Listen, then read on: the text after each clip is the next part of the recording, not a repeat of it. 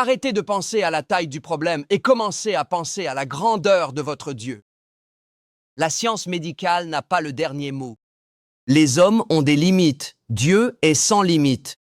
Nous sommes naturels, Dieu est surnaturel. Il détient tout pouvoir. Il peut faire ce que la médecine ne peut pas faire.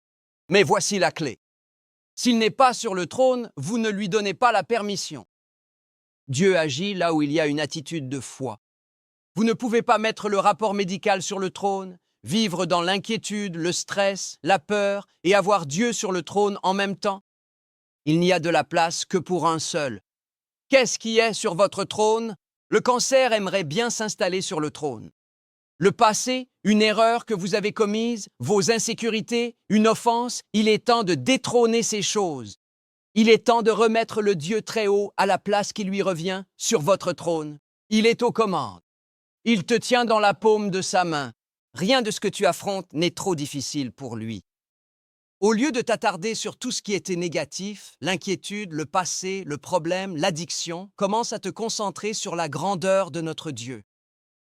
David a dit « Je ne cherche pas de l'aide auprès des montagnes. Je regarde vers le Dieu qui a créé les montagnes. » C'est quelque chose de puissant quand tu peux dire « Dieu, tu as créé l'univers.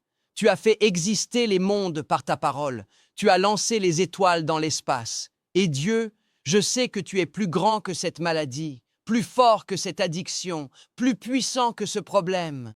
Que fais-tu? Tu remets Dieu sur le trône.